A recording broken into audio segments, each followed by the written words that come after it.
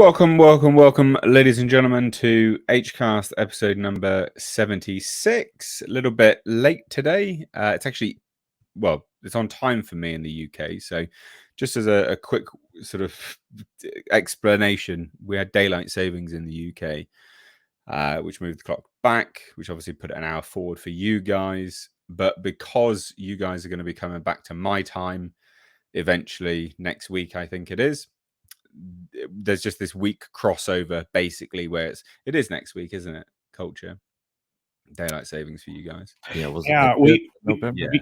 It's next week sometime, Nick, I think. Is that right? Yeah, I think it's the 5th. It's next Sunday morning. Okay. So basically, guys, there'll just be this week where everything's an hour later for you guys, but for me it's still the same time. Do apologize, but obviously I can't really do much else about that. It's unfortunate. But hey, we've got a really good episode for you today. We are, of course, going to be talking about our headliner, which is the Marvels, which I leaked the plot of that. I'd actually had that for a little while. I had that for about a week and a half.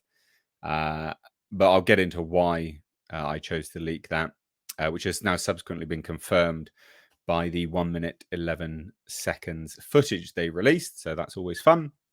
We'll talk a little bit about Constantine, Poltergeist. We'll talk about the Disney, essentially a hostile takeover at Disney. It's looking highly likely now. We'll talk about Snow White. We'll talk about South Park joining the Pandaverse. We've got a pretty big podcast for you all today. A lot in the news this week. A lot of news, yeah. You might be able to tell I'm a little bit subdued. I'm very under the weather, so I'm trying not to. I just don't really have much energy, quite frankly. So I'm a little bit under the weather. I do apologize, but it is what it is. We're still here, pushing on, keeping things going for you all. But if I cough every now and then or it gets muted, that's probably what's going on because I'm feeling a little bit sick. So a little bit of housekeeping rules. So if you want to join in the conversation, we have periodic points during the podcast where we will take super chats. So you can join in the conversation about what we're talking about. You can guide the conversation to wherever you want to go, or you can simply ask us as a panel any question you like, but it has to be done via the super chat function. It goes a long way because we get pretty big demonetization on this podcast. So yeah, if you want to help the podcast out, but also join in, super chats are the way to do it. You can become a member of the channel as well. You can find links to that down below in the description box. And you can also find links to Patreon. Both members and patron are going to be revamped soon. But if you want to join either of those simply to support the channel, then please do. But the sort of benefits will be revamped soon because they're really old. I started those things ages ago and I need to revamp what I'm able to do now given life circumstances. But links to all of that are down below. And links to the second channel where this stream goes after the fact is linked down below as well. Mistakes Reviews Live Archives, please do check it out. And that brings me nicely off over to last but not least is links to everyone's channel that appears on the podcast, which of course today I am joined by Culture Casino and Nick from Echo Base Network. How are you doing, guys? Doing good. Okay, we'll say it louder. I'm doing good. I'm doing great. I'm doing effing great, guys. Oh, you're not on camera, are you? Because you're working today. That's right. Yeah. I'm sitting here working as I'm doing this stream. He's just in his underwear, is what it is, and he did, Probably. Yeah. I mean, what you don't know, there's no pulling the wool over his eyes. That's right. Well, you only see my shoulders because I'm actually in underwear as well. So I'm the only one with pants on. All right, fair enough. But in the UK, pants are underwear. Well, you guys have weird ways of defining things. I know this. No, we have the correct way because we invented you drive on the wrong side of the road. You did not invent English. Well, we did because we're English. So we invented English, funnily enough. I don't believe you. Then you low IQ, I guess. Thank you. We need some evidence for that, Nate. We need some evidence. Thanks for having me on your show. The clues in the name, innit? I think the clues in the name. Fair enough. Oh, dear. I'm doing well, aside from the insult. Just set that aside there, and I'm good. I'm good. Good. Right. Well, let's get off to our first topic of today, which I didn't really. We don't have a stinger for. The first topic of today is our general thoughts and opinion on South Park joining the Pandaverse. What did we think? You didn't have me make a thing for that. No, I am sorry, but I've already addressed it. Keep going. The show must go on. All right. Man, I loved it. It was incredible. I've watched it 3 times now. I think it's Mike's here. Hi, Mike. He is here. I sent lots of invites out because we're an hour late. So I thought more people would be able to get on. Sorry, I'm late. So Mexican Iron Man, if you just missed that, I'm asking everyone for their opinion on South Park joining the Pandaverse. Okay. Oh, you're a little bit quiet there, champ. I don't know if you turn your Can you hear volume me? up a little bit. Hello? Yeah, a little bit better now, yeah. Is that better? So, Yeah. much better. Culture, what's your opinion on the South Park episode? What did you think, mate? As I said, I've watched it 3 times now. I'll probably watch it again. I think that people who are like actually worried about whatever they were saying in the commentary space about YouTube or whatever else people comment, TikToks and all that. I think that they're overblowing it because it was very, very minute part of what they were doing throughout that. I enjoyed the fact that they really took Disney to task, but they really did hone in and focus on Kathleen Kennedy. And while she is guilty of wrecking Star Wars, she's not necessarily the person that's wrecking Marvel. She's not the person wrecking Pixar. She's not the person, wrecking Disney Animation Studios. She's not the person wrecking New Regency. She's not the person. I mean, there's all these studios that are tied to it. That's Bob Iger. Bob Iger has put the leadership in place that's ruining everything. And I have a feeling that if Tom was here, he would say that it's literally, it literally sets itself up for another episode that maybe would focus on Bob. I don't know, but that I'm paraphrasing for Tom because he's not here. So there you go. Nick, what did you think about the episode? I freaking loved it. Coach and I did a reaction video to it where we got clips of us watching it and reacting to it. We put a video up on it just the other day. It's got like 13,000 views, which is good for us. Nice. But yeah, I thought it was freaking hilarious. The other little subplot in there wasn't as funny as to me is all the Disney, Iger, Kathleen Kennedy stuff, but it was still good. I still liked it. And they just went to town on them. I was loving they literally said out loud what everybody has been saying on YouTube for years. But Culture's right. She's not responsible for everything that's been going wrong in the industry. But when it comes to Willow, Indiana Jones, and Star Wars, yeah, she's definitely at the forefront.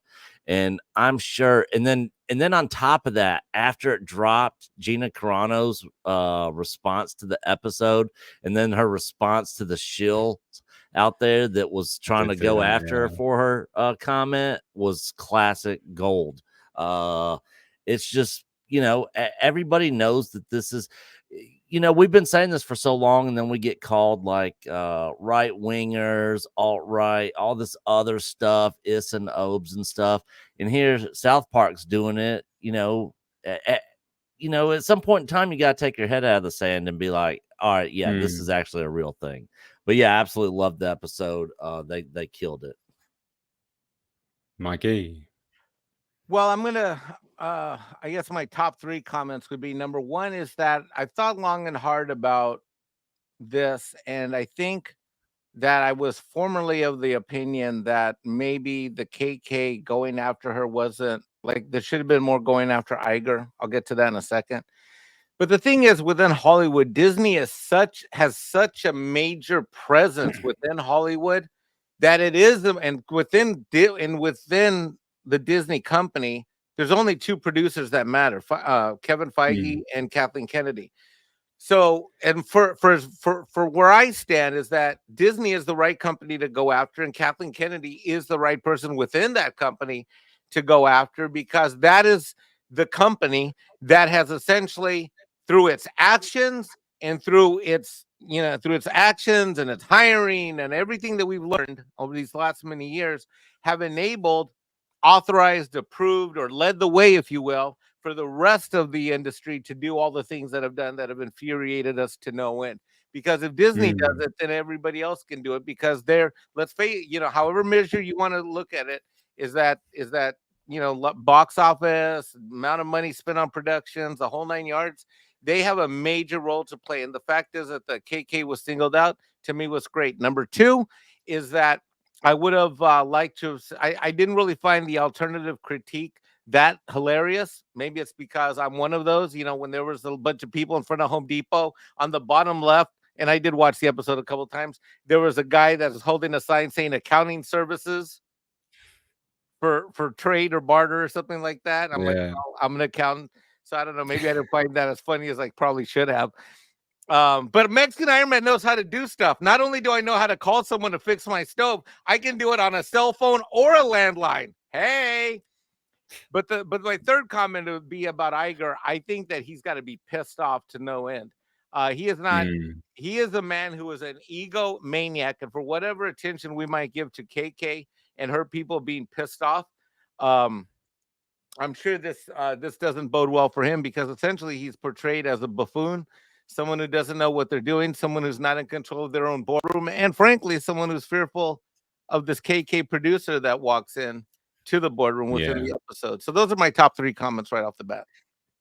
Yeah, I mean, so real quick, I want to just jump in before you go. Nick and Mike came back with something I wasn't prepared to hear.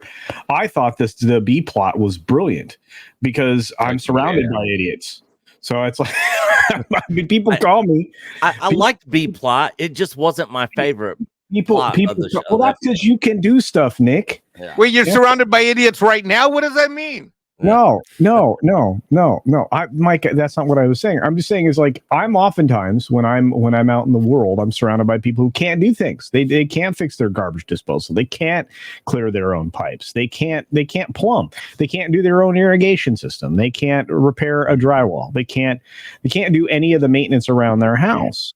And so for me, I was like, this is genius, because it is honestly illustrating the fact that we have all of these college educated people that become worthless rather quickly, especially now that we're headed towards AI, which is also brilliant commentary on their part.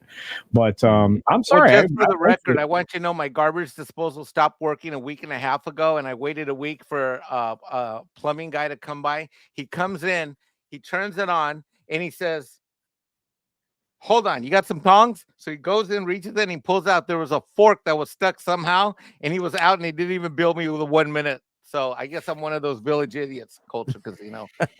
You always check the garbage disposal, Mike. Always. Well, first you unplug it. Fandangled garbage that we don't have in there. You have to unplug it first before you reach in there, and that's why he used tongs. The other thing is, Mikey, you have a disposal wrench that's probably in your junk drawer. It looks like a really weird shaped, Allen key. Yeah. Okay. You know what tool that Mexican Iron Man has that works really well in almost any situation? He has a thick wallet. That's what he has. Right. Well, back to my thoughts on. Hey, what did you think of the episode? Get up. Yeah. Can posture about your finances and AI and your ability to do things. The episode was very, very good. I mean, it skewers both sides of the aisle. But that's satire for you at the end of the day, right? Like, it takes the piss out of both sides of the aisle.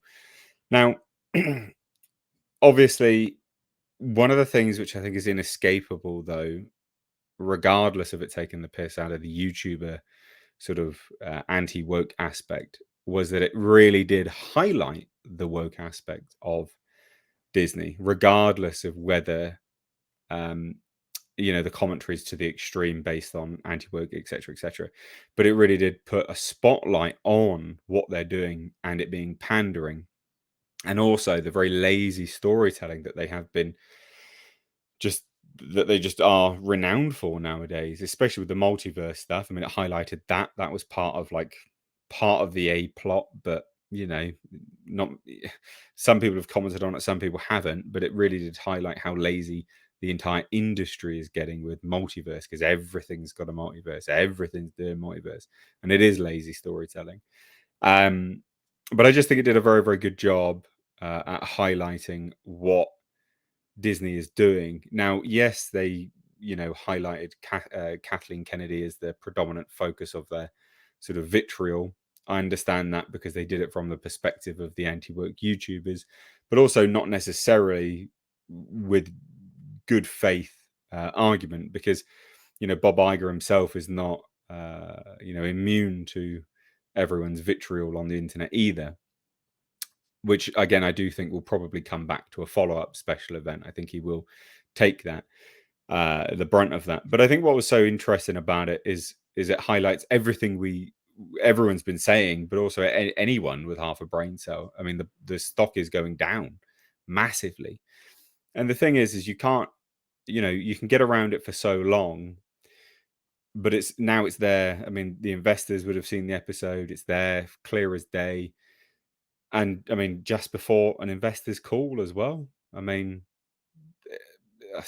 it's going to be a very interesting time on that earnings call. Very, very interesting time, if anyone can chip in and sort of converse along those lines about that. But it's a good episode. Thoroughly enjoyed it. And it highlighted, I guess, the cancer and brain rot with respect to the industry at large that everyone is sort of against at this point in time, because that's the feeling everyone has when something new's announced and everything's been changed. Because again, everything's going to be swapped out, and you just go, ugh, yeah, of course it is. Ugh. So there you go. There's my thoughts. I don't know if anyone, you got anything to? I think pre-earnings call. If I can jump in on the pre-earnings call, which is only a week and a day away, I think that this is awful PR. This is absolutely horrific PR. When you combine it with, by the way, your excellent video today, the describing your perspective on the whole Peltz Perlmutter, fantastic video. Everybody who's in the live chat needs to go watch it. We'll get to that in a minute, mate. That's okay. Another reason why I'm happy you're here. Yeah, fantastic. Very well done. So leading up to this, Disney's the company that's hyper obsessed with PR. A lot of what happens with stock and with CEOs has to do with PR. It isn't always about this factor, that fact. A lot of it has to do with public relations. This is a public relations disaster to have this come out literally with less than 10 days before this earnings call. I am quite sure that no one is happy, because I have a friend of mine that works in finance and accounting in Burbank, and he said that people were outwardly on Friday like, oh, I can't believe someone didn't get this canceled. Like, who let this happen at Paramount? So there's just all kind of, I call it virtue signaling, but he said fake outrage, and he said that quietly people in the office thought it was hilarious, but I think this is a PR problem, because that graphic that they did with the falling with the stock, that is just so good. It was so accurate as well. So accurate. I felt like that was me falling. Like, I was like, because I have a block. Some of my shares I bought at 172 to 180 back in the, a couple years ago. And so, I get it. So I think this is a PR nightmare. Yeah, absolutely. But it'll be interesting to see what comes from this, but remains to be seen anyway. We do have some super chats to get to real quick, guys. So this one dropped in before we'd even started. So from Israel, big contributor here on your favorite podcast, says Happy Halloween. So we do actually have something for Halloween. I know this will horrify you all, ladies and gents. So what kind of dumb shit did Grace say this week? It's one of the greatest things I ever saw. I loved it. Well, all right. Maybe not horrify you. I mean, the face would horrify you because Jesus, but I thought you'd enjoy it. That's our new segment here. It's not kicking off today. That's a sneak preview of what will happen on the podcast moving forward. So that's my little bit of horror for you, having to listen to the So. All right. And that is Culture's fantastic work. So give him a round of applause in the chat, ladies and gents. So Israel says, Happy Halloween. You've done it again, Mr. H, with your plot leaks. Good stuff. Thank you, Hcast, Midnight's Edge, After Dark, Culture Casino, Echo Base Network, so many others for providing better entertainment and informative content than what's out there. Cheers. Well, thank you so much, Israel, my dude. And yeah, newbies to the channel won't be familiar with my sort of plot leaks way back with Alien Covenant days, with the Predator, all these kind of things. I was leaking stuff way back then, and I continue to do so today. And yeah, the Marvels was one of them, but we'll get to that. We will get to that. Thank you so much. T-Nail89, aka Dislikes Puns for $5 says, has anyone else noticed that Nelson Peltz kind of looks like Charles Dance? Just occurred to me. Seems fitting, doesn't it? He does a little bit, actually, to be fair. I hadn't really considered a little bit, not a lot, but a little bit. There's a little bit of resemblance, but we'll touch on that a little bit later as well. D sent in 20 Australian dollary dues and says, Bob has got to go. Replace the board, fire Kevin and KK. The House of Mouse needs to be fumigated. The rats need to be removed. And that actually nicely takes us off to our next piece.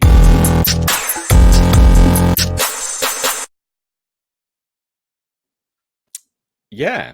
So, as you noted there, D, is that, yeah, Bob has to go, the board has to go, everything. And that is predominantly what seems to be their focus and what they're trying to do, actually. And I'm so glad Mexican Iron Man could join us for this, because I wanted to hand it on over to you, if you did manage to make the stream, to kind of handle this. Do you want to explain what's happened with Ike Perlmutter, with Nelson Peltz, with the likelihood of what's going to happen, and where you, especially being a Disney, shareholder, what you think happens from here? Sure. Yeah, full disclosure, I got a block of stock when my mom passed away early 2000, and have bought more shares over the years, including the block that I bought between 172 and 184. So I've been a long time follower of this company. Here's what happened, and I encourage everybody to go watch Nate's video that he released today. It was fantastic. Listen to it twice. It's great. Great job, Nate. But what we've got happening here is that we all know that earlier in the year, Nelson Peltz had a block. Well, two things happened. One is that he bought more stock during the year leading up to where we're at now. And number two is that Ike Perlmutter, who arguably, if not, I don't even know how you would say arguably, basically factually, is responsible for almost all of the success of Marvel, certainly in phases 1 leading up through phase 2, and really everything that's been mostly successful and certainly profitable in the Marvel Studios. He was summarily dismissed earlier this year. In fact, after his dismissal, which was basically largely described as being a cost-cutting measure, which is BS, frankly. Even in the aftermath, Bob Iger said that it was necessary to get rid of Ike in terms of taking Disney in a future direction. Well, chickens often come home to roost, as they say here in the States. And the Ike Perlmutter rooster is back. How? Well, he's aligned with Nelson Peltz, and the two of them together now have, so you take the block of stock that Nelson Peltz was angling for a board seat earlier this year. There now is 4 times those shares on alignment together, as literally an aircraft carrier and a battleship cruiser are now lined up together, setting sail on the high seas towards Disney in the upcoming earnings call. 4 times the amount of block of stock shares are now sailing in the same direction between the Nelson Peltz Tran Group shares and the Ike Perlmutter shares. And Ike, let's not forget, was also on the board, and after his departure and after the flip from Chapek and the CFO, there's one less board seat now. I argue, and I hope that what will happen is that he will not only get 1 board seat, but ideally 2.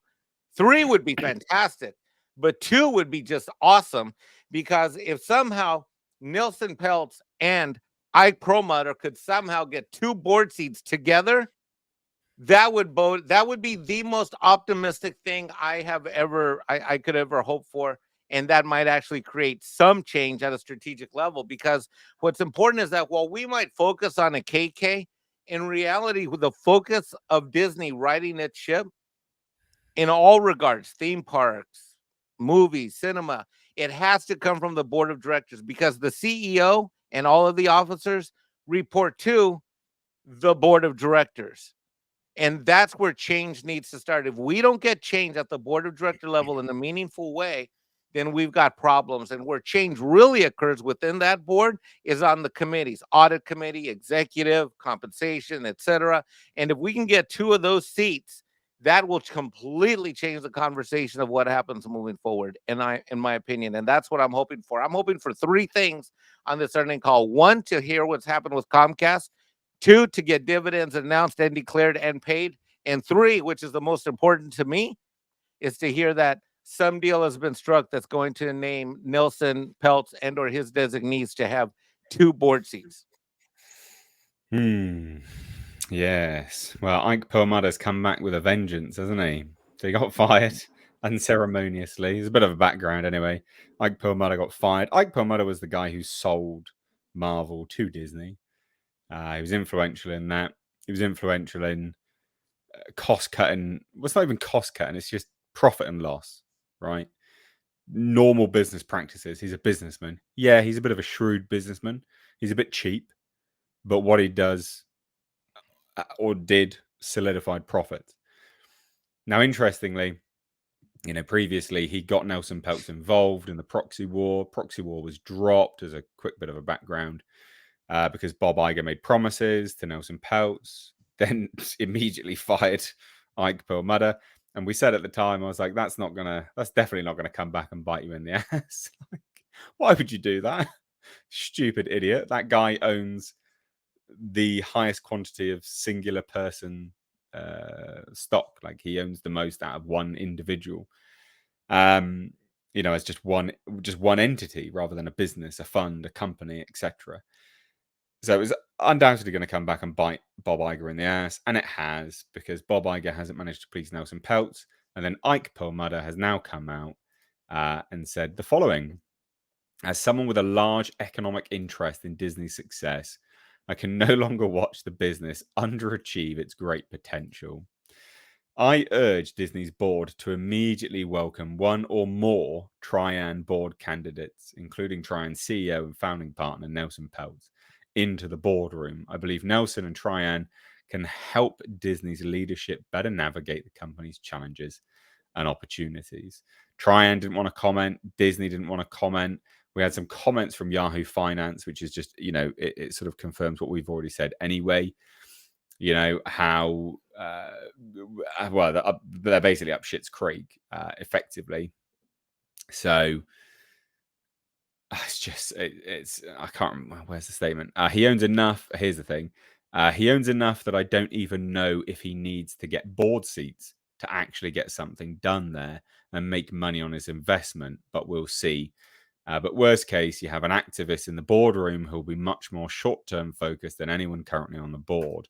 And this is now because Ike Perlmutter has given control of his shares to Nelson Peltz. Basically, it is in effect a bit of a hostile takeover from within to enact change at a company-wide level. An activist investor is such a loaded term because it's completely inaccurate. It implies that anyone wishing to get a return on your investment and have a business do well and succeed, for the very reason why you invested in that business, you must be an activist, which is completely wrong. And in actuality, they have activist investors on there, the ones promoting ESG, the ones giving DEI massive funds to these companies. That is a true representation of an activist investor, someone that will actually keep fronting and buffering the profit losses just because they want to enact social change. I mean, it's nonsense. So there's a bit of an overview. There's the things we got. Mikey's great comments as well. Nick, I know you commented on this, but I want you to comment on this now. You did so on your own channel, but what do you think, mate? To me, it looks like they're setting up for like what you said earlier, like a hostile takeover. You know, they're getting people in line, and I'm curious on Mike's thoughts about this as well, because this was one of the speculation questions I was going to ask Mike was, how many other people that are already on the board do you think are on Peltz and Perlmutter's side on this? None. You don't think any of them are? None. Not one. I don't want to derail the stream, but I could bring up the Disney shareholder. I could bring up the Disney corporate governance list of board of directors from their website and go through one by one and tell you why they're not and where they're from. I know for a fact that they're absolute fact that 3 of them are placed by BlackRock specifically.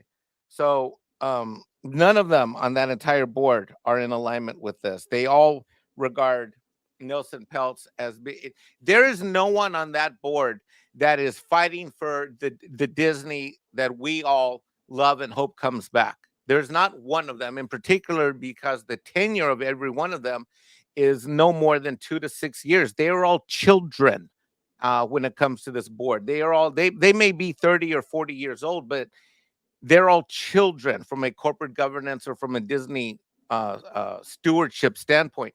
And that's what's needed, is stewardship. That is what a proper director does from a corporate governance. They care about the mission of the company, they care about the customers, and they are the stewards that ensures that that company, its officers, its employees, and its budgets and its finances are all in alignment with what it is that the global market of customers want. There is not a single person on that board that is in alignment with Nelson Peltz or Ike Perlmutter, because if he was, then Perlmutter himself, as Nate aptly recounted a moment ago, never would have been kicked off, because he was kicked off. Which then in that case makes what they're trying to do probably a lot harder. Well, yeah, that's why there's a proxy. That's what Nate was talking about a minute ago. We got to go back to what Nate said just a few minutes ago about hostile. Is that the way corporate governance works is the shareholders, supposedly the shareholders, vote on who is on the board. The board controls the officers, and the officers control all of the employees below them, the Kevin Feige's, the KKs, and all that. So what Nelson Peltz is doing is he's getting ready for a hostile takeover, potentially, because if he doesn't get what he wants, then he's going to have to go hostile. He played nice earlier in the year, right? He played nice. Now the battleship and the aircraft carriers are lining up on the open seas, and he's getting ready. If he has to go hostile, he will. Now, a proxy fight means he tries to tell everybody else out there, hey, I need your votes because I'm going to vote in a new board of directors, or I'm going to replace some of the slots. And that's how he can force himself on, because either he's invited on by the board of directors that's already there. That's the play nice mode. Or he goes and lines up votes with Perlmutter and as many other people as he wants. I mean, I would be a proxy. I don't have obviously that many shares. I've got for a guy in Hilton Head, South Carolina, I got a good chunk, but I mean, not really in the big scheme of things, I don't. So, the thing is that he's got to get all these people together in a proxy fight. And I got to tell you, you talk about things coming back to roost in the same way that Nate was, Mr. H was referring to, or Perlmutter coming back. Let's not forget, I'm not alone. There's people that were on that phone call on the annual investor call that will line up with Peltz. There are more Mike Mexican Ironmans out there. And some of them were on that investor call, and we are all over this country, and we haven't had anyone to rally behind. But I'll rally behind Ike. I'll rally behind Nelson Peltz. I'll rally behind both of them all day and night if I can get back the company that I once loved as a kid. And the other thing I'm curious about with this whole situation is, where's George Lucas's stance on this? Because he's a big shareholder from when he sold Star Wars to Disney, and does he even still own all those shares? Well, first of all, I don't know how many shares he still owns, but I know that he's not in the top 5 list of individual shareholders. And even if he was, what he did is he put a lot of those shares in various trusts. He is not an investor. He's just the guy that owns them. And he's not an activist investor. He doesn't, I don't know where your question is coming from, Nick. And I love you like a brother, But we've got to, and we as the fans need to stop caring about being delusional that George Lucas really cares. And on top of caring, even if George did care, is he willing to do something about it? Because he ain't. Yeah. He's not. told me. He's not. told. He said himself, for $4 billion, I sold my children to the white slavers. He said he knew what he was doing. Here's my kid. Here's $4 billion. Take my kid. Buy white slavers. I'm taking my $4 billion to the bank. George is out of the picture. If he got back involved, I would be in shock. I mean, I would be absolutely, because George Lucas has had plenty of opportunity to forcefully course correct Lucasfilm with his name and reputation. Forget about his stock voting. He's had plenty of opportunity with his name and reputation to course correct Lucasfilm, and he hasn't. He sat on the sideline like a beta. I'm not even going to say it, but come on. All right. Yeah, good point. Good point. Culture. We haven't heard from you yet, mate. I don't think. I think Ike's return is good. Well, Mike was doing a brilliant job, and I didn't. I'm not going to interrupt the guy when he's on a roll. But yeah, I think Ike's return is amazing. I think that this is what we predicted not that long ago would happen, because the company was still headed in the wrong direction. I think Mike and I both were talking about it. If Ike came back and threw in his lot with Peltz, which he did, I suspect there are a lot of other large shareholders. My proxy is going to go to Peltz. So what does that tell you? The Tree and Management Group. Why wouldn't it? The company's been headed the wrong direction for a long time. And, like Mike, I mean, I'm not Peltz. I don't have 30 million shares, but, it means something to me that they actually make money. I'd like to see them up around, 170 to 200 where they were. And again, I mean, Mike called out earlier today that that a lot of the early excitement around streaming was speculative by Wall Street, and that's how it got to that elevated level. Fair value for the company with its asset value alone would be about $72 a share. That's my estimation. I think that would be a fair market value, but that would mean it would have to go lower. So I'm not rooting for that. But what I am rooting for is the company to bounce back to the performance that it's supposed to create lasting value. And Mike already hit the point about, the fact that the board members that are there have limited experience in entertainment. They certainly don't have enough experience in governance. And, I mean, we've been talking about, they brought in a forced labor professional from Nike to be on the board. I mean, that guy is, all about the camps that you concentrate in China. So, this is real, and I'm being careful in how I say these things, but honestly, these are the situations that would not happen with proper governance. And it hasn't been there for a while. And everybody on that board, and I think Mike could probably speak to this as well, is handpicked by Iger, essentially. Yeah. Because he worked with the top three shareholders, which is BlackRock, State Street, and Vanguard. Vanguard's number one. BlackRock's number two. State Street's number three. So you have the three biggest, who all own shares in each other, by the way, for those of you who didn't know that. And there you are. So those board members were carefully selected to work with Iger to, try to force social change on everybody instead of working towards the shareholder value. That's the fiduciary duty of the corporate officers and the board. There you go. It'll be interesting. What do we reckon the timeline is on this now? Meaning which timeline? Yeah. What do you want to do? Well, I guess from this announcement to any sign of further announcement. All right, actual so let's implementation. I think. All right, so I'll throw this out. I could be completely wrong, but I would expect that there's going to be waiting and seeing till November 8th, and let's remember that the November 8th call is reporting on the fiscal year that ended September 30th. So the 12-month business year ended September 30th. We're now in the first month of the next quarter, the first quarter of the coming year, because they don't start in January 1st. They run October 1st. So I think depending on how the market reacts to whatever is going to be on that earnings call will drive and guide a lot. If the reception is flat to poor and the stock doesn't have a dramatic improvement based upon the announcements, like for example, let's just say Bob announces the Comcast deal is done, the valuation makes sense, and all the finances in place to close it. I think Wall Street will react tremendously well to that, and that puts Nelson Peltz kind of back. See, because the better the stock does, the better that the greater the extent to which Bob Iger's announcements look like the stock create a stock benefit in terms of rising higher, then the less powerful Nelson Peltz is. The more that any announcement from after that earnings call happens, because Bob's now had a full fiscal year to do whatever he's going to do.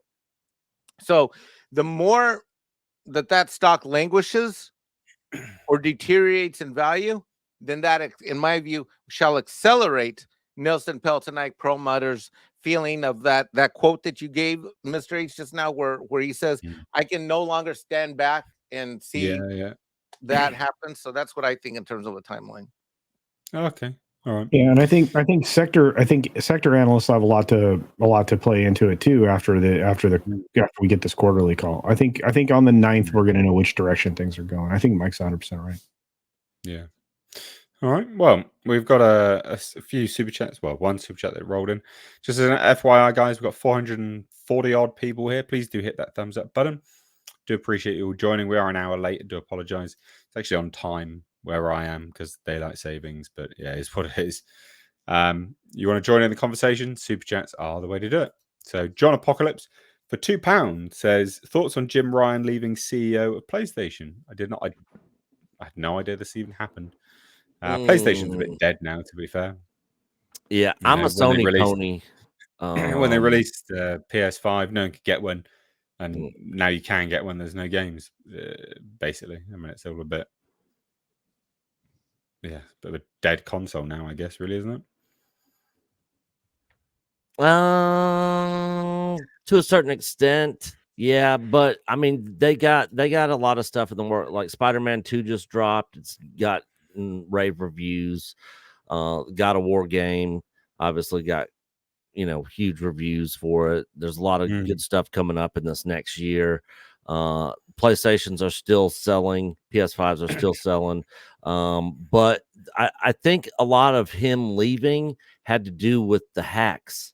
The PSN network got hacked twice in 1 month, and I believe it was September, either end of August, first part of September, and then shortly after that is when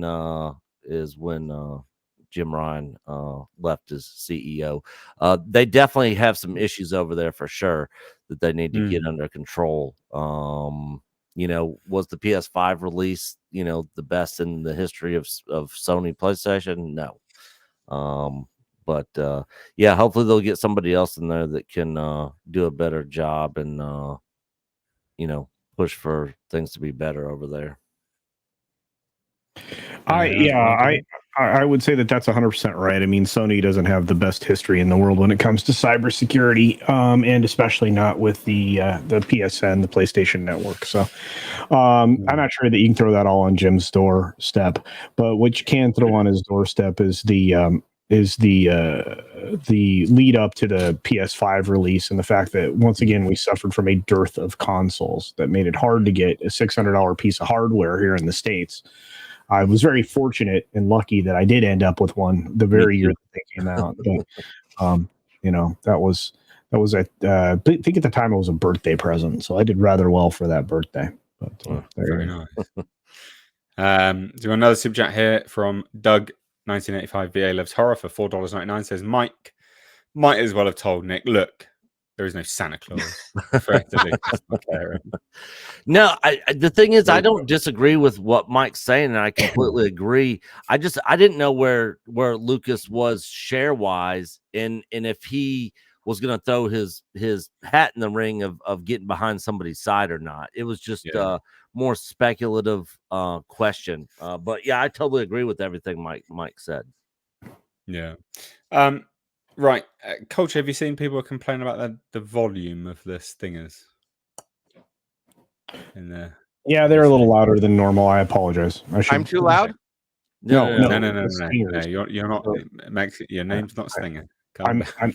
I'm murdering people's ears, but I can't fix them now. So sorry. Right. So, Um, shall we? Do we use? Warn them before you run a stinger. Say, hey, All right, turn down your volume. Smidge. guys, we're gonna run a stinger now. Turn Just a your volume smidge. down. All Sorry. right. All right. Next, roll intro.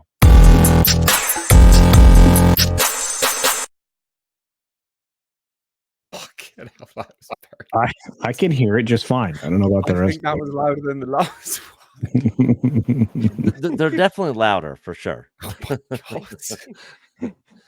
We won't get anyone falling asleep in the chat. Yeah. That's true. I don't know if we can keep this. Oh gosh, the stream's going on. Oh my god! Right, but anyway, Sorry, ladies and gents, this article on banning into comics references a very handsome YouTuber, Mr. H. Yeah, indeed. because I shared, he has everybody's favorite podcast on he YouTube. does the H-cast, yeah.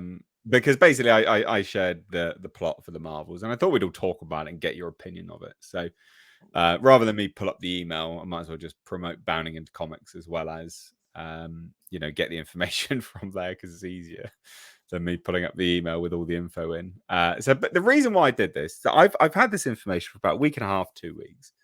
I just want to explain it a bit of a background why I decided to do this. So, we saw a trailer. This is what they tweeted out.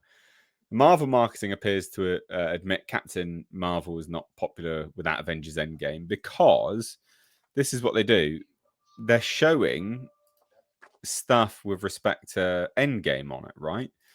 And Thanos and all of this stuff. And I was just like, you know what? Because there's even dialogue from Thanos in here, which is someone will continue my work and all this kind of stuff, right? And I thought to myself, you know what?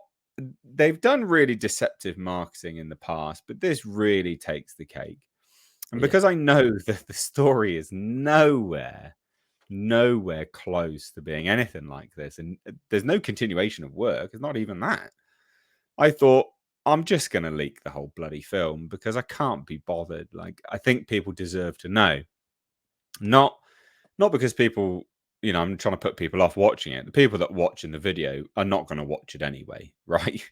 But to show and highlight just how bad and desperate Marvel is. So that's why I chose to do this. And I get a lot of information about films. I don't always do it. So here we have it, right? So it says my whole thing, she's the new Thanos, girl Thanos. This is that Dar-Ben individual. She's not a Thanos level threat at all. It's incredibly misleading, as I said in my video. There's my video. Do we all like my new thumbnails? I've been enjoying my thumbnails lately. Yeah, that's good. But here it is. Here's the breakdown. And this is just copying what I said in the video, but it's easier for me. So Dar-Ben is a character that Carol is obsessed with. Carol is obsessed with Dar-Ben, and it's made clear Carol doesn't trust Dar-Ben. This is the individual that they've gender swapped. And it's also made very clear that Carol isn't wrong, because obviously she's the villain. We know this anyway, because we've seen it all in all the marketing. Dar-Ben is the leader of the Kree, not a side faction, just straight up the whole species. That's it. She's the leader of the Kree. Now, interestingly, there's no villain origin story aside from Dar-Ben sees Carol destroying the Supreme Intelligence. That's it. That's her villain origin story, guys. Cool. So the Kree refer to Carol as the Annihilator, which has now been confirmed in this clip. So it's literally confirmed in an interaction between this clip. Actually confirms everything I said in this video, the plot breakdown. So yes, they do refer to Carol as the Annihilator. And she doesn't like it, which she even says in that clip, I don't like that name. Now, Dar-Ben has one of the bangles that Kamala has, and Kamala has the other. There's no specific way or explanation in the film as to why or how Dar-Ben has it. This was a test screening, so they may change that. But she's using it to power a weapon, and she needs both bangles. Now, there's some funny lines where Dar-Ben demands to know how Kamala got hers, because it's an ancient, powerful artifact. And Kamala's just like, yeah, my grandma sent it to me in the mail. Sure. It's supposed to be funny. It sounds like shit to me. That actually happened in the in the show. Yeah, I know, but it still sounds. Yeah, well, okay. Oh no, I mean without context, it's rather shite. Yeah. Well, that'd be like it for most people, guys. Culture. Most people didn't watch that show. I didn't watch it, so I would not have done that. I watch stuff so the audience doesn't have to. But basically, almost immediately, Monica, Carol, and Kamala begin switching places every time they use their powers, and it's not explained, guys, at all. And this is what we see, right? So there's this situation where Carol's fighting the Kree soldiers and begins switching with Kamala and Monica, which is literally in here. So this confirms all of this. Yeah, there you go. Oh yeah, and then they all switch. Oh, and then she's on now. She's fighting them. Oh, she's on a space station. So it confirms it all. It confirms everything I said. Anyway, whatever. So Fury, basically everyone ends up in Kamala Khan's living room because all of the swapping goes on and everyone just ends up there. But Kamala's not there. She's basically in the sky. And this is the thing which is bizarre. Carol leaves to try to fly off to get her, but switches places. And then Fury tells Monica she has to fly to save Kamala. And she's like, no, I can't. My powers aren't working, blah, blah, blah. And Fury goes, come on, black girl magic. Yep. Let that sink in. Come on, black girl magic. Wow. So anyway, they all get saved, blah, blah, blah. And essentially what this is, right? Dar-Ben is using a new weapon. This is their Thanos level threat. Dar-Ben is using a new weapon to create unstable portals that steal the resources, water, air, sun of whole planets. And she sends the resources to destroyed Hala to rebuild it. So she's destroyed one planet and she's going, off to do loads of others. There's the whole weird Princess Carol situation. She got married on some like diplomatic, like ancient ritual or something like that. Sure, fine. But Dar-Ben's next target is that planet where she is the princess. And so they go there to protect and fight and save the planet. Now, what I find interesting about all of this, I'll skip some of the plot breakdown. But what I find interesting about all of this is Carol realizes that she's going after every planet that Carol has ever called home in an act of revenge. Earth is the last part of the plan. Meanwhile, Fury takes the Khan family up to the space station to keep them protected so he can monitor them. There is a side plot where there's loads of eggs. It's just a Flurkin infestation. Sure, whatever. But the interesting thing is, right, Monica and Carol go to Hala and it's raining for the first time. This is the planet that was destroyed, the Kree homeworld. Go to Hala and it's raining and the Kree are celebrating because they're like, wow, Dar-Ben's actually saved us, because she did. And the atmosphere's coming back. There's water. Carol realizes that she actually is the Annihilator to them. She destroyed the planet and the survivors are struggling. And she's a villain in their eyes.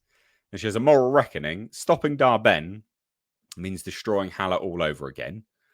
But Monica goes, we can't save everyone. We have to let Hala be destroyed again. Just murder all these people. Carol reaffirms her desire to stop Dar-Ben. And in addition to Dar-Ben destroying planets, her creation of portals makes an incursion. And that's how it's connected to the multiverse. It sounds like absolute fucking trash. But it's not a Thanos level threat. It's absolute poo. What did you guys think? I've talked enough. That sounds terrible. Doesn't it? Absolutely terrible. Black girl magic. That was the line right there. Where I was just like, oh, God, black girl magic.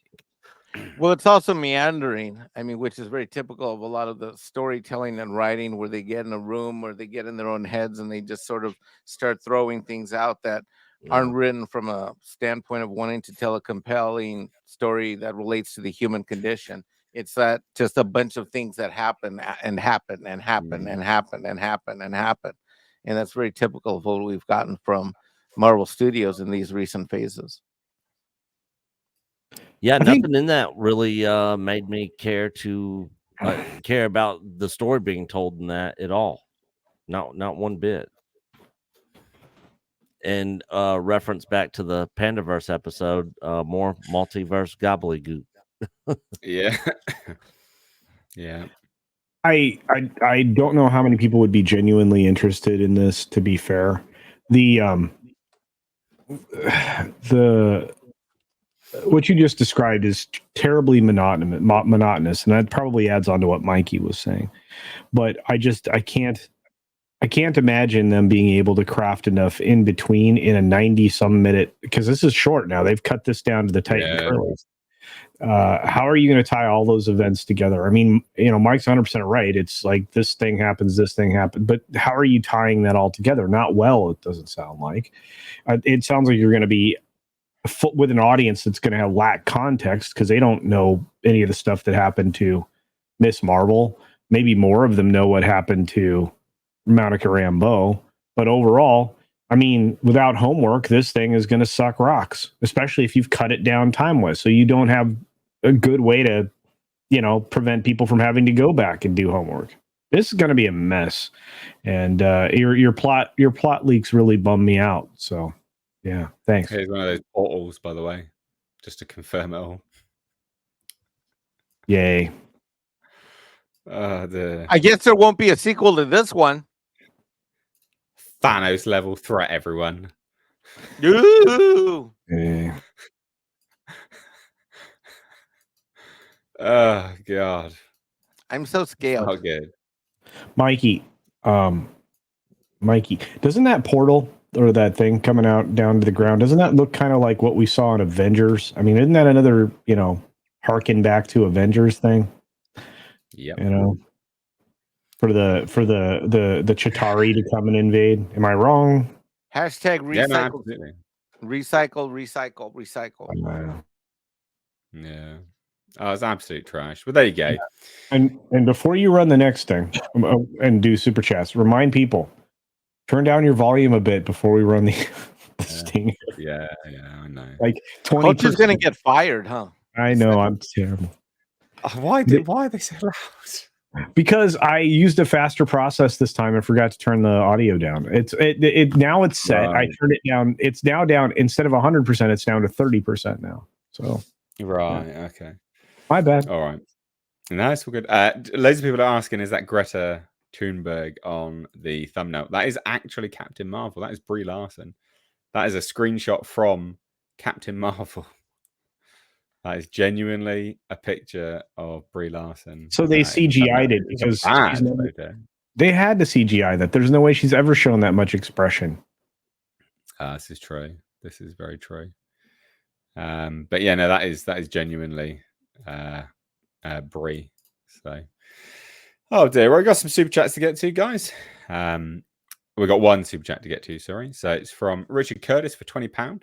He says, "Whatever you might think of Kevin Smith, all this talk of Disney's shareholders made me think of the scene in Dogma when the two angels turn up at Mubi's HQ. Just my wandering mind. Have you any opinions on Kevin Smith's past career?" Yeah, I think his sanity and logical mind went with his obesity. So the moment he lost weight, which sounds like I'm bragging on him, there is, by virtue of physiological mechanism, some logical there is literally a logical step by which someone who go on extreme weight loss can actually suffer a sort of a change of personality. So yes, it's kind of a meme that obviously he lost a bunch of weight and he got incredibly just became an absolute dipshit. But that might have actually happened, believe it or not. Guys, you got any thoughts on Kevin Smith's past career? His past career was brilliant. I love the film Dogma. There are many of his films that I enjoyed. But no, I think you're right. I think once he suffered the heart attack and dealt with mortality and dealt with the fact that if he didn't lose weight, he would be dead. I think you're right. I mean, you even mentioned that during the course of cutting weight and getting, super ripped for your competition, that there is a certain point at which you're not taking in the right nutrients to keep your brain sharp. You do that for so long, there is going to be a physiological connection to that. So yeah, I mean, again, early on, fantastic. Later on, not so much. Mike? I'm not a fan of his prior to anything, really. I was never really a fan of his at all. All I know is that when he touched my He-Man, I have no love for him, and he's up there along with KK in my book.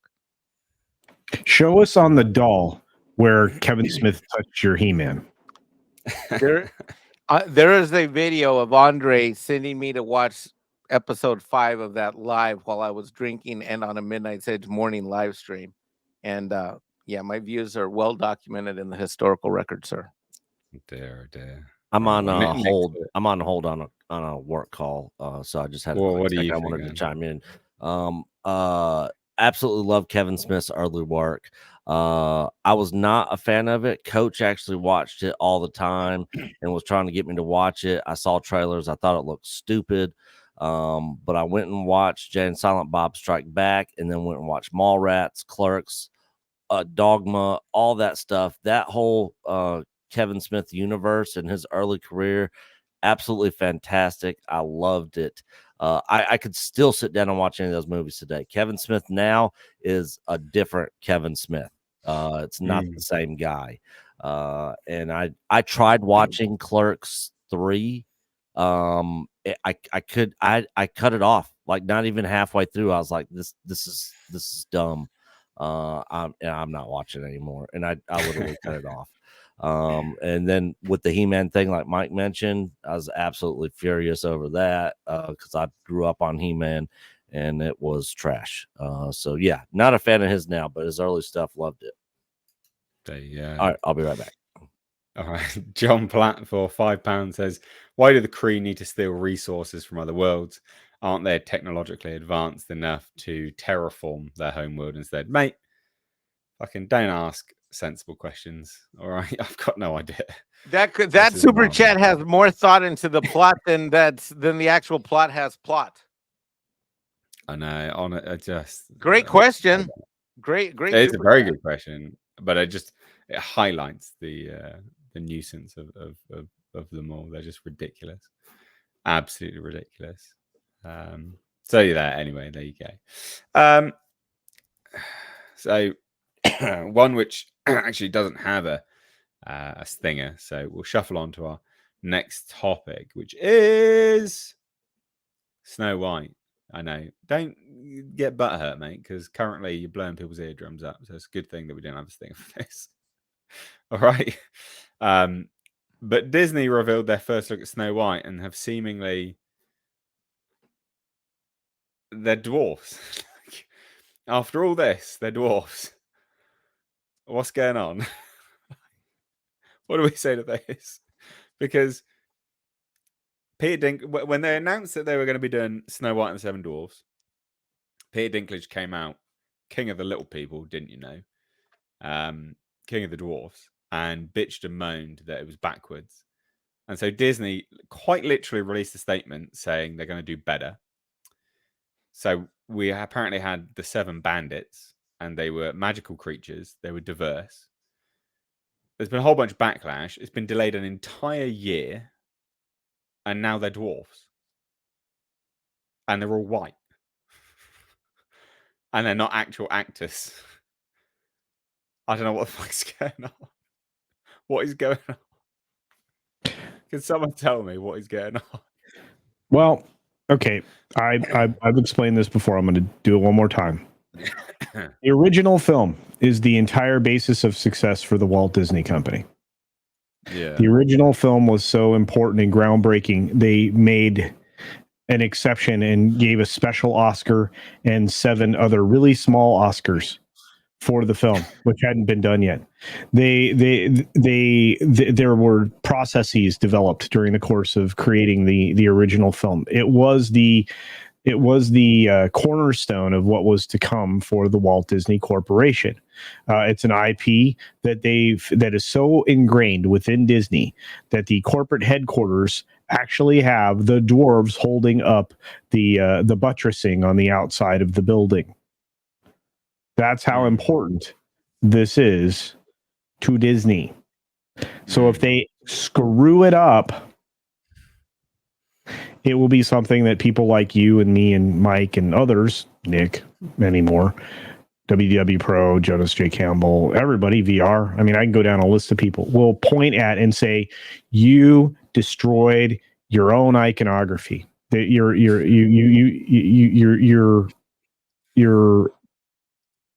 criminals at that point, as far as, in the corporate sense. So they had to go back to the drawing board and not give us the diversity fest, if that's what they even did. People are trying to tell and say this, that you're still going to get the 7 diversity hippies in the film. I'm not sure that that's necessarily the case, but for a film that wasn't going to have dwarves, we got dwarves. Yeah. I don't know what to think of this, because there is the potential chance that they are just gonna, I don't know, have them changing. Why would they've clearly changed something, because my thinking is, well, they've hired all these bloody actors to do this, 7 bandits thing, diverse roles. So I'm thinking to myself, well, maybe they will have these 7 bandits also. Maybe they're going to change into these dwarfs, and the dwarfs are actually the 7 bandits. But then why would they be diverse, and then why would they be then white, and why would one actually be a dwarf, and then they?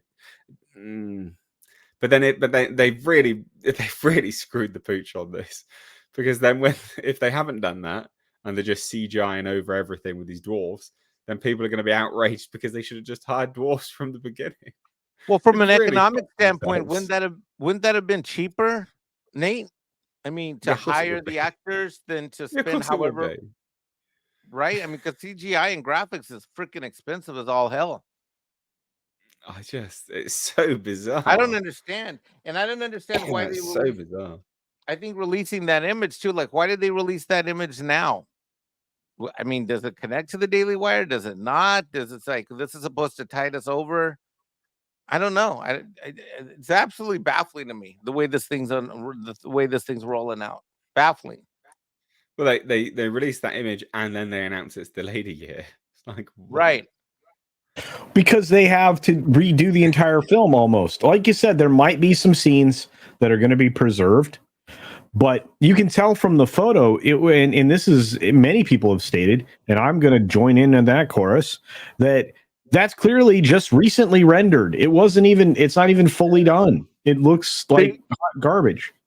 I mean, but everything's being pushed back. Do you think, so your position is that they're redoing the movie to reorient the direction or change stuff like they did on Flash, like how they kept redoing it? I'm telling you right now, even Grace Randolph has insinuated that that's the case. I'm right there. You're killing me. Okay. The minute that you and Grace Randolph agree, I'm going to lose my mind. But okay. Well, I'm just telling you, it's not only that, Mike. I mean, it's the only thing that makes sense. And I'm the reason I'm saying it that way is because look at how far they pushed back Elio, which is CGI animated film, got pushed back 15 months because they have to remake that. I know, but how do we know this thing wasn't already or this thing wasn't done, and then it's not about remaking it, they're just pushing it back because they weren't done with it. I mean, Mission Impossible got pushed back. Yeah, but that was barely in the startup thing before the actors strike. Oh, so I don't know where it was at, so maybe that's a bad example. It's done. They were going to come back and do some pickups and things like that. So I mean, we're looking at something that they're going to have to rework in a way to make it closer to a shot-for-shot representation of the animated film. Explain a little bit. The images that were leaked, which showed the 7 bandits, Mikey, they were promo images. They were going to be used for marketing material. Yeah. The 7 bandits were going to be in marketing material. So, okay. All right. Now we get this. I stand corrected. See the difference. See why it's a bit like how it doesn't really make any sense. I stand corrected. I take back everything I just said. I did not know that about that original image. Well, they tried to deny it. Obviously, the actress stand-in wasn't Rachel; it was a stand-in. But even if all of them were stand-ins, they were stand-ins for the images that they're going to show for posters and things like that. So, yeah. But that's going back a ways. I like you said. So now that brings up my other concerns. Holy hell! How much is this thing going to cost at the end of the day? It's already $300 million, mate. So it's significantly more than that now. It's gonna cost them. I mean, the CGI render time alone. Man, yeah, they're at 300 million now. Yeah, it's 300 million already. So then you've got to add on a year of visual effects work. The most expensive part of movies nowadays. Wow.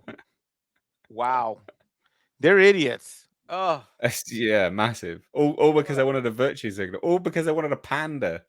Oh. The Pander Stone. I think the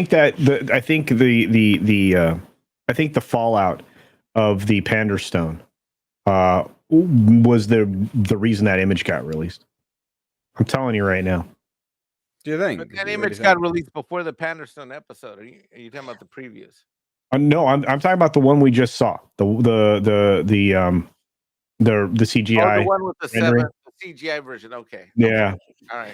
Yeah, I think that was a direct response. They had to get together as fast as possible, which is why it's not completely rendered. Which is why you can see holes in the vertices. Which is why George R.R. Martin is in there. Which is why. Which is why. Other actors are in there the likenesses of those people are in there because it was just easier to use them to mask off of. So I like I said, my guess is this is going to cost them another $200 million. So there'll be $500 million in before marketing. You know why else I think this is released? It just something just dawned on me. I'll throw this out for consideration by you fine gentlemen here, which is that everything has to be lined up. We now know that the SAG negotiations are allowing Rachel Zegler to go out and promote this Hunger Games movie. Yeah. And this image came out. So this image was also released to soften her image and deflect away from all of the Snow White criticism that's been overwhelming the last 2 or 3 months. Well, yeah, it'd also get people to talk about that in a positive light so they at least get a headline. Yeah. Rachel Zegler said about this. Because she might be asked something in crossovers. You never know. Oh, she's going to get wrecked. I would not. I still wouldn't send her out for press. I wouldn't. No, never in a million years.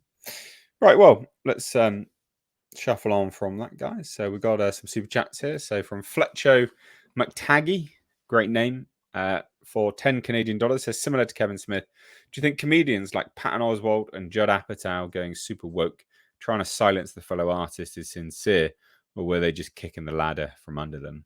A bit of both, actually. I think people get threatened into having an artificially woke influence conscience. And then I also think they get blinkers of what made them successful and choose to, not allow other people to incorporate the same kind of stuff, which could, lead to others rise in the ranks. So that's my thoughts on that. I'm with you. Agreed. I mean, look at what little Dinklage did. He pulled up the stepladder behind him so no other dwarfs could follow. Honestly, he was right. It was on his high horse then, wasn't he? Yeah, he was living at the pinnacle. Yeah. He doesn't want anybody else to reach his station. No. Excuse me, guys. I'm a little bit. I'm pretty under the weather, by the way, folks. So, Brett Cohen sent in $2 Australian. Says, wouldn't hiring dwarfs cost half as much? Well, if you're paying by the inch, wow, two-thirds less, quite frankly. But yeah. It would be much less. They would the cost savings on this if they would have just hired actors. It would have been phenomenal. I mean, they've really fucked themselves. Yeah. Well, do you remember that interview? It was conducted by some talky news head chick over in the BBC, I think, that was interviewing one of the Little People actors, and Wasn't it, from the WWE? Hornswoggle, yeah, they were in, and he's like, "What are you talking about? We are looking for gigs like this all the time. We used to get it's gigs literally all what the I'm time." born to play. Yeah, and then he really rips on Danklage, and I'm like, "Yeah, baby, go!" It was a good time. Yeah, no, it's really good.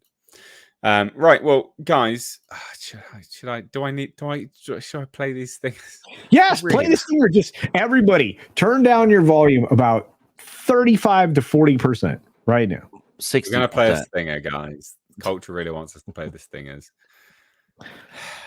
Turn down your volume.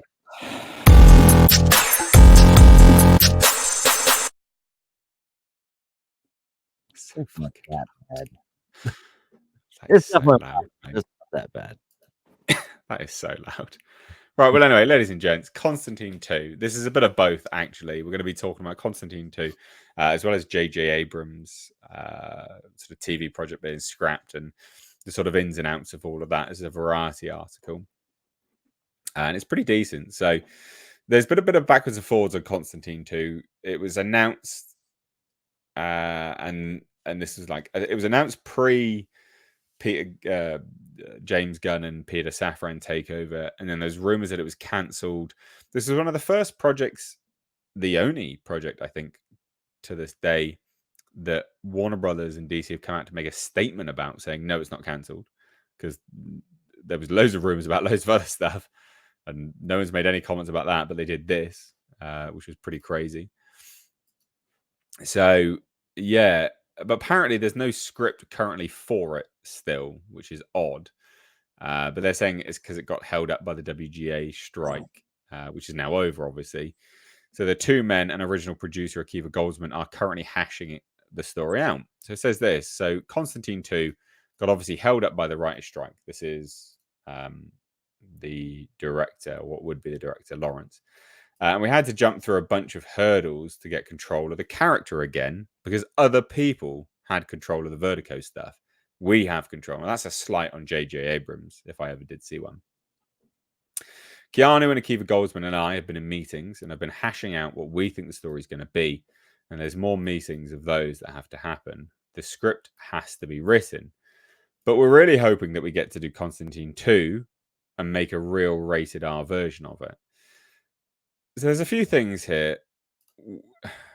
They have control of it and they're trying to make it happen, but they also say we're really hoping we get to do Constantine 2, which to me, I don't know whether they're saying that whether it's gonna be a sequel or it'll sort of line itself up as a reboot, because we don't know whether this is going to be an Elseworlds. I presume it'll be an Elseworlds. What do we think of this? The overall statement, anyway. I mean, they're hashing it out, rated R, Constantine 2.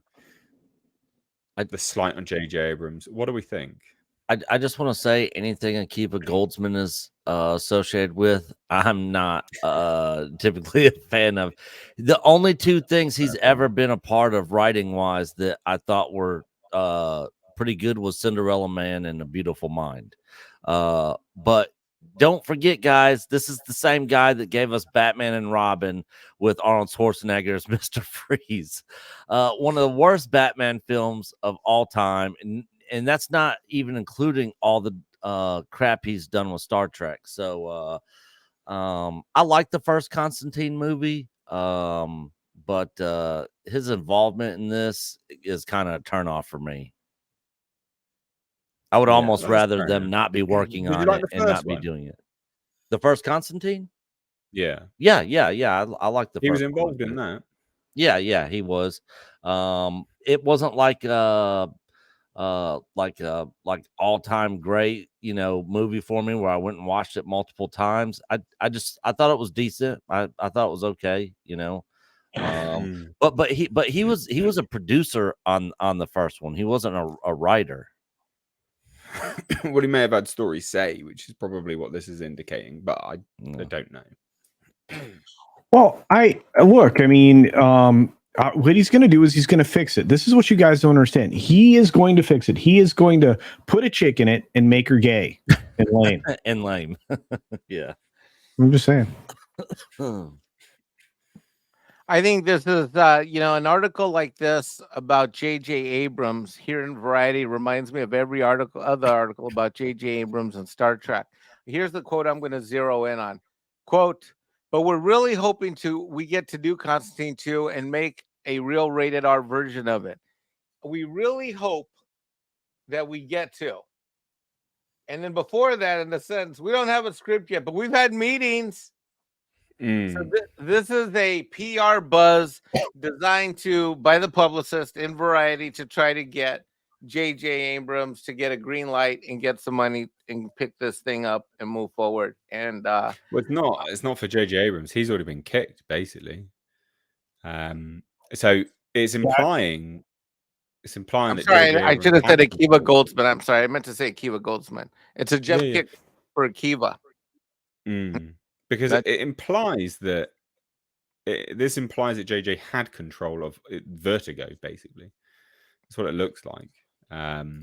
So they also followed up by saying Constantine has been a hot property in Hollywood. After Reeves and Lawrence's 2005 movie, NBC developed a TV adaptation from showrunner Daniel Cerrone and David S. Goyer, and only lasted one season, 13 episodes, and a new Constantine series for Max by J.J. Abrams, Bad Robot Productions, have been in development when news hit of Reeves's potential return for a movie sequel. The new show had been far enough into development that a lead actor was already in talks to take on the lead role.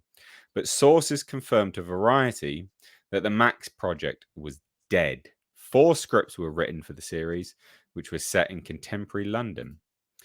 After his work on the 2005 Constantine, which served as his feature directorial debut, Lawrence went on to direct I Am Legend, blah, blah, blah, blah, blah. Do you see what I mean? It does seem to imply, I mean, they were pretty far ahead. And so this is when he's like, oh, well, we had to get control of it again, I don't know. The original movie was the original movie is fantastic. I don't know. Akiva Goldsman, every time I see his name, I just freak out. I don't know. Yeah, that's fair enough. I mean, it's really hard to get me to get excited whether Keanu's in the room or not. We've got to have a fantastic script and a fantastic story that's compelling. And, the first time Constantine came out, I mean, it created a whole subcult of people that follow a character that, was barely followed in the comics. Yeah. Oh, yeah, it blew it up. Yeah, totally blew it up. Totally, Nate. Well, there you go. I thought that was an interesting one anyway. It's not major, but it's something to sort of take a look at. I think, Keanu Reeves' version of Constantine is not the comic version, right? Obviously not. But I do think it's fun enough and good enough to warrant going back to it. I think it was good. I like Keanu Reeves' Constantine. As much as that'll probably get me skewered, but I had a good time with it. So, yeah. Right. Well, guys, turn down your speakers. I'm going to play another stinger. Turn it down now. We'll just cover your ears. Next topic.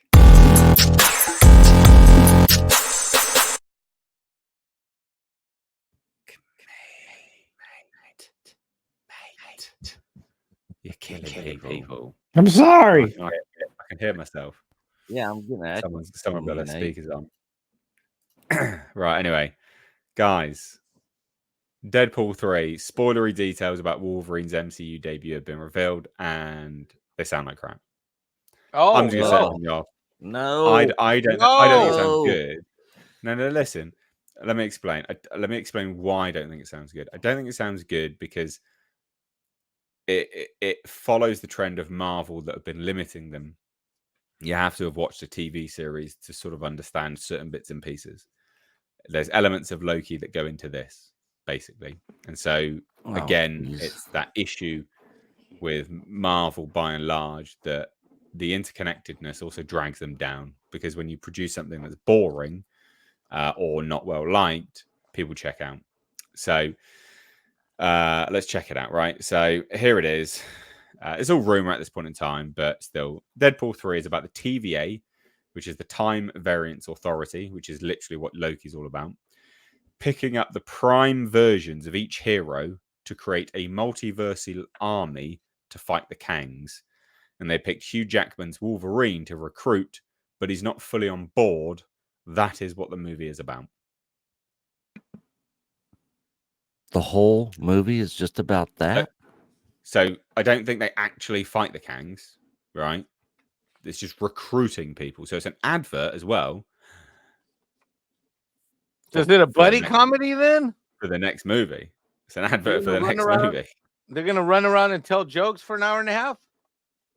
Yeah, well, pretty much. So they say this. Someone tweets him, says, love when Deadpool is about another character, when a Deadpool movie is about another character. It's a Deadpool Wolverine movie, not just the Deadpool movie. Deadpool just tags along in this one. So he's not even the main character in his own movie? Oh, why do they constantly do this? They constantly name. Why does Disney and Marvel? They did it with Ahsoka, didn't they? They name one thing, and they do something else. I don't understand this, Nate. There's more. Oh. To be clear, Deadpool 3 is still very much a Deadpool movie. His antics with Cable's time machine caught the TVA's attention, and he became their prisoner. When Deadpool learns about the TVA's plan for a multiversal army, it gives him the motivation to escape, and it goes on to say to try to recruit Hugh Jackman's Wolverine. I think it sounds like crap. I'm not gonna lie. You'd have had to have watched Loki to understand who the TVA are. They've never been in anything else. This will be their MCU debut proper in film. It makes sense now as to why we were saying we were hearing that the final 2 episodes of Loki season 2 were going to be groundbreaking, because I'm assuming Deadpool turns up. I'm assuming that's what's going to happen. Deadpool turns up, gets in prison, and it leads off to Deadpool 3. Or, well, because then they were saying that also ties into the Marvels. The Marvels are said to have a cameo from Deadpool as well. So fuck this film, honestly.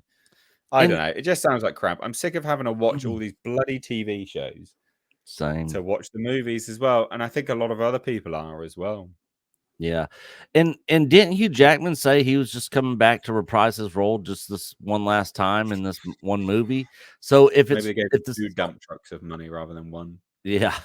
I mean, so if that's the case and this is just trying to recruit him, I mean, do they ultimately end up failing on recruiting him and he's just not going to be involved? No, apparently it works. Because he's not initially on board, but he kind of gets on board, I'm guessing. This is the one Marvel movie that I was looking forward to. Out of all the crap they've been throwing out there, this is the one that I was actually looking forward to. But the more and more I hear about the leaks and the rumors and stuff behind this thing, the more I'm really not feeling it. Part of the problem with this homework storytelling is that there's not any real payoffs. All there are like little references and little jangling keys here and there. There's no real payoff. There's no compelling reason to watch, to go through this journey of investing the time through the TV shows, through the movies, and to do this. There's never a payoff, and there's no way that I'm going to commit to this and go through this again when I've done it over and over and over again and not had any payoffs. I've done it in the Marvel side. I've done it in Star Wars. I can't do it anymore. I just can't do it. Culture. It sounds terrible. Terrible. I don't want to. I'm with Mike. I don't want to do this again. I don't want to. First of all, I'm not going to watch the end of Loki. Loki lost me after the 2nd episode. I was like, this is dumb. And it's boring. And I'm like, none of this matters. And it's nonsensical. And I'm tired of that. I mean, I sound like Cartman, but the truth of the matter is, anything they're doing with the multiverse, anything they're doing with time travel screws up everything else that they've ever done. And if they were following if they were logically following the premise that every time you go back in time or every time you move in time, you basically are creating a new timeline. So every time you do something, you fractionalize your timeline. That would make more sense to me. But that's not what's happening, right? And they can't even get their lore right in their own series. Loki broke the lore. I mean, I'm looking at all the lore being broken. And by the way, time travel, because of the way they describe how timelines work, time travel for Loki to go back in time to just in that first, was it the first episode where he goes back and he meets Kike Kwan, right? So he goes back and meets that character and then instills like a memory in him by having a conversation with him. And then that memory shows up like hundreds of years, thousands of years later, or however time works there. I'm like, well, you've just destroyed your own logic processes. There was so many problems there. And I'm like, and now you're going to foist that into another movie. The audience is tired of the multiverse. They've been tired of it since before they rolled into to Phase Dive. Phase Dive is going to suck. I mean, look at Girl Power movie, this Captain Marvel thing, the Marvels or whatever. That sounds quite garbage, and it is going to heavily rely on the idea of the multiverse, and nobody likes it. You literally are making products for things that involve things that nobody likes, that most everybody's tired of.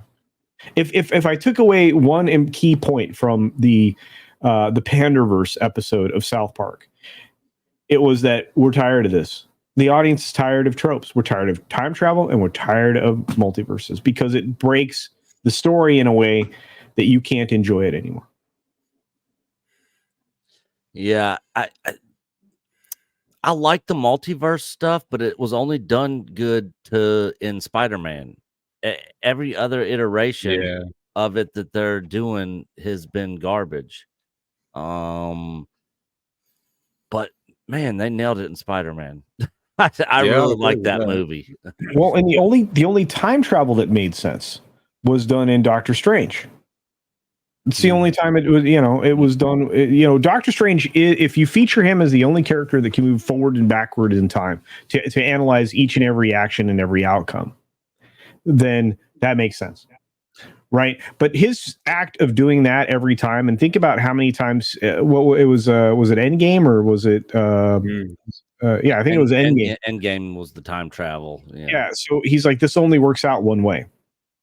Yeah. You have to die, Tony. So, and that's great and all, except that he's the only character that should be able to do that. And because he did that and there were no ramifications there, then why didn't that have an effect on the TVA? See, I got 1,000 questions and nobody's answering them. So, well, it sounds like doo-doo to me. So, yay. Yay. Anyway, it's disappointing to hear. Richard Curtis drops in with £20. So thank you so much. Says, would love to see a Constantine 2. I know a more accurate version would have Spike from Buffy in the role. True. But I think this is a rare case of an actor making a role their own while being respectful. Bring back Peter Stormare. Peter Stormare is brilliant. He's such a good actor. I'd love to see him back as the devil, as Lucifer. Any other comments on that? I think that's already confirmed. Yeah, I think he did tease it, didn't he? He's commented on it a little bit. Not been confirmed officially, though. I know he's commented on it. Yeah, he's like, sounds like. I'm saying this thing's farther along than we know. I mean, maybe they are not. Maybe they haven't quite nailed down the script, but I think it's farther along than we know. Hopefully. So we got this as well from Olaf, moderator in the chat, member for 12 months. So if you become a member of the channel, guys, you do get a free monthly super chat. So this is what Olaf is using here. So become a member, ladies and gents. Please do. You can also gift memberships as well.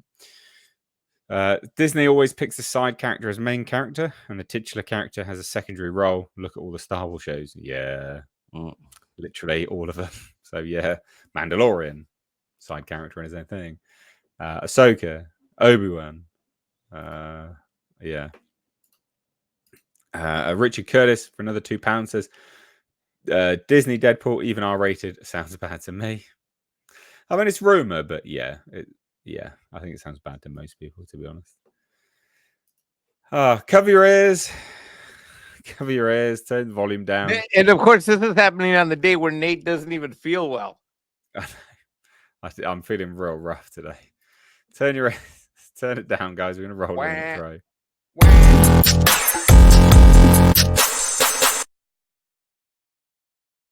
Fucking hell, that's loud, mate.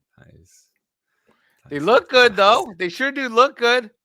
Our culture does a great job on these. They look great. So this dropped today. Very limited information on this. So we're going to talk more as a thought piece than anything else. But there's a Poltergeist TV series based on 80s supernatural classic in development from Amazon and MGM, which Amazon owns MGM. So it's important to note, right, what they say. Variety broke the news, but don't have very much to add beyond the fact that the show will be set within the world of the film. No writer, no director is attached. But Daryl Frank and Justin Falvey will executive produce on behalf of Amblin Television. So that's kind of good. And that is actually it. It's just, that's basically the news, right? I think there's a few things to take into account here. That it is so early in the development process. I would hazard a guess this may very well not get made. Because Amazon have a habit of announcing some things which actually have not materialized at all. So a lot of people will not remember this because it faded from existence. But Amazon announced they were going to be making an Event Horizon TV series. Because I remember reporting on it and I was very excited. And then I think they used COVID as a reason to bin it off. I don't know. But very similar kind of stuff. It was announced, people were excited, and then it went nowhere. So I wouldn't get too excited about this just yet. But as a thought experiment, I mean, one, it may not happen. But two, I think this is... I'm going to be negative. I think it's a really shit idea. Mainly because it's a TV series of the Poltergeist. An entire TV series? What are you going to do? Is it going to be the Poltergeist through the generations? What is it? Yeah. Just, to me, like, you've got to think of in the realms of a series. What's going to... how is it going to be episodic? Is it just going to be it'll be one family and just bit by bit we'll see little bits happening? Sure, fine, but then you might as well just do a movie anyway. Yeah, because you don't need to get to know them that much about it all. I just think it's a bit of a crap idea. Yeah, the only way this works as a TV series, in my opinion, because I loved the first two movies. Not a big fan of the third one, but the first two were great. I actually just watched the original Poltergeist just over this past weekend. Is if they did each episode that dealt with a different family dealing with a poltergeist. So it was one story about a poltergeist with one family, and every episode was about a different family at a different house at a different location, and that's what it was, just a singular story. Maybe there's an overarching tie-in that comes up at the very end that kind of ties all the families together somehow or something, but that's the only way in my mind that you could actually make this work as a series. Otherwise, just like you said, Nate, it's one family over an entire season. You're just getting little bits and pieces. Yeah, you might as well just reboot the franchise and just make a new Poltergeist movie. You know, make it an hour and 45-minute long movie and be done with it.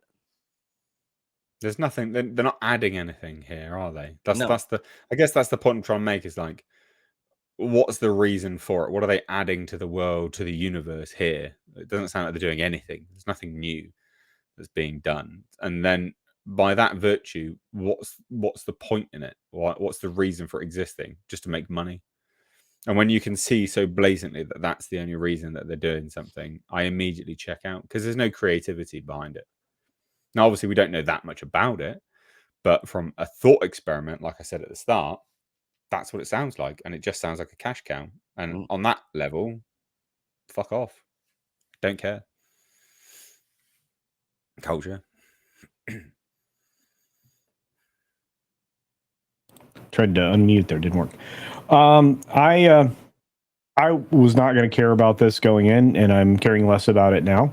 And I don't know that you can do even a decent anthology series with something like this. I don't know that you can do I don't know that you can engage an audience, for multiple episodes, like a mini series, like 6 episodes. I don't know. I mean, if you're going to make it like a Disney show, I don't know. This seems like a half-baked idea, and that's kind of what we're getting now in entertainment across the board is half-baked ideas. Yeah. You can't. I mean, how long are you going to have a different kind of haunting? Or are you going to have a different haunted experience for somebody, in each episode? I mean, I'm trying to craft a way of making this work, and I can't come up with it. I mean, is it an anthology where many different families are haunted in different locations around the world? I mean, is there one big bad ghost somewhere, a Thanos ghost that is running it all? I mean, what do we got going on here? Yeah, I'm just saying it's pretty dumb. Pretty dumb. You know what? You know what'll fix it? Put a chick in it and make her gay and lame. Yeah, I think you're right. Mikey, do we have you back yet? I don't know if we do. His dog was barking. No, we don't. Well, there you go, guys. Poltergeist. Who cares? Basically. Wow. Yeah. Well, that's my. I can't muster the fucks to give for this, quite frankly. Olaf Van S drops in with €6. Says we keep seeing classic stuff getting destroyed by people who can't write anything new and feed on nostalgia to push the message further up the audience's arse. I'm going to add some stuff to your comment there. I'm guessing that's probably what you said. But yeah, this I think it goes hand in hand with the poltergeist thing. That's why I sort of wanted to bring it up straight away. I think it makes perfect sense. Like, that is what it is, isn't it? Really, just nonsense. They're so creatively bankrupt as well. I mean, this show, they'd have to release some great information for me to be like, yeah, I'm interested. Mikey, you're back now. What do you think about this poltergeist? Yeah, sorry about TV that. Series? No worries. I mean, I heard Culture. I did hear Culture's comments. There are a lot of ways to do this thing right and do this thing in an interesting way, I think. There is. But do you trust Hollywood to do it? Good sir. That is the question. Do you think they're going to put a chick in it and make her gay? Oh my God, this joke just won't end. Do you think you're going to get diverse lesbians, in a haunted situation? I actually had an idea of how they could I mean, there's the TV and it's a portal and there's different. Each episode could be something different and unique and amazing. But now you're making me feel it's going to be multiverse of poltergeist. Have you ever seen a non-white ghost? Just as an FYI, just real quick, 90 Lancaster said Mr. H is okay with a Godzilla TV show, though, isn't he? So, yes, because the premise of Godzilla lends itself very well to a TV show. The premise of Poltergeist doesn't. You tell me the premise of literally following up the movie universe, what about that premise lends itself very well to a TV series that you trust Hollywood doing? With Godzilla, there's a bounty of things that you can do because they've established an entire world, an entire universe. So there's lots of directions you can go other in. creatures too.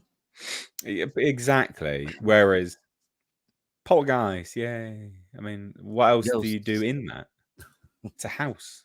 You could have a Mexican poltergeist and a white poltergeist and a. They'd be very lazy, you know that, right? There wouldn't be much haunting going on with a Mexican poltergeist.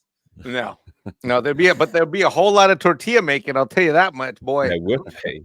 Yes, sir. That is a haunting. I would be ready to go, especially if they make fajitas. Yeah, I'd be game with the fajitas. That'd be good. Tortillas and Modelos. Anyway, closing thoughts on that. What do we think? Yay or nay? I was a yay. Now I'm thinking about it. I guess I'm a nay now. No, stand by your conviction, man. If you're a yay, you're a yay. It's fine. I mean, no, you asked me a question I hadn't thought about. Do I trust Hollywood to pull it off? Probably not, I guess. No, I really don't. I mean, that's the point of the show is you got to make people think, and you just made me think. You're right. I know you're right. I could be a yay if they did it how I was talking about earlier, where each episode is its own story, following a family. If agreed, that would be that'd be the better way to do it. Yeah.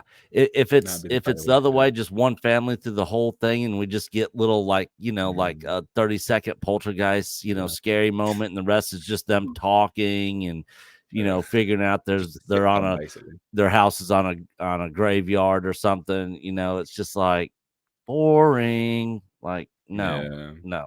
Yeah, agreed with that. Right. Well, ladies and gentlemen, I think we've caught up with everything. So just a few things. Please do check out everyone's channels in the description box. Find the channel where the podcast goes up, which is Missed H Reviews Live Archives. Hit subscribe on that channel, please do.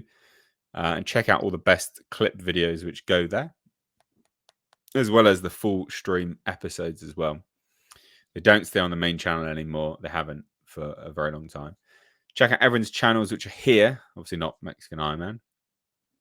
But check, you don't have a channel, do you? Yes, he does. Does he? Yes, he does. I don't do anything with it though, except Oh, well, I don't care. You're unboxing. making me sound bad, Culture. I didn't think you did. Culture's But fired check out- again. Check out everyone's channels in the description box.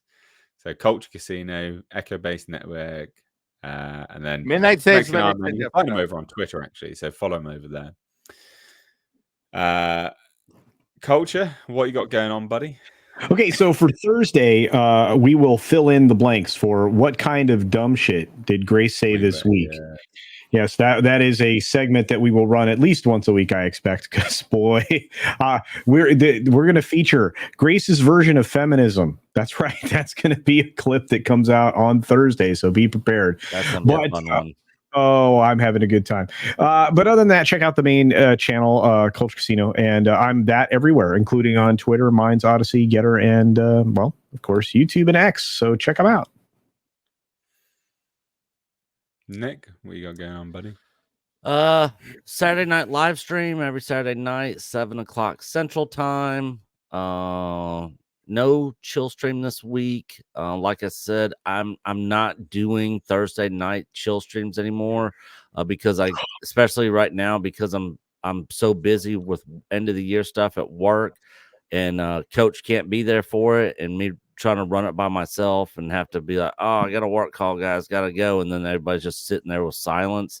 I just can't do it. So like I said in the past, I'm looking at putting something together for Wednesday afternoons. But I don't know if I'm just going to do like a chill stream where I'm like playing a game or something, or if I want to reach out to some folks and maybe get a panel together just to go for like an hour. Very similar to what we do here on HCast, before I actually start work. So I'm debating still, but so right now, Saturday night live streams over on the main channel. Once all this end of year crap is over with, I'll start cranking out some more stuff. On our Patreon, on my channel, on EBN, all that. So there you go. Mexican Iron Man, do you want to plug anything, bud? Just tune in to Midnight Sage and Midnight Sage After Dark. Midnight Sage After Dark starting in a matter of minutes, I believe. There you And, go. You can give him some shit for not turning up here. Yeah, so you got the third guy on the list. There's Andre, there's Tom, and then there's the Mexican guy when he's available.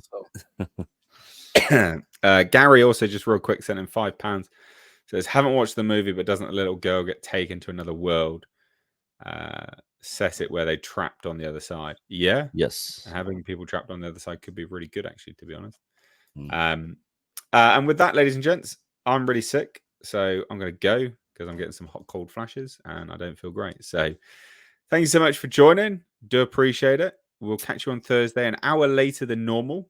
It's only for this week, so please don't be alarmed. Next week, it'll be back to normal. It's just due to the time zones. So 2:00 Central Time for me this Thursday. Exactly, yeah. 2:00. Yeah, is that right? Yeah. Okay, there you go. So we'll be back on Thursday, guys. Take care. Bye now. Bye, Peace guys. out.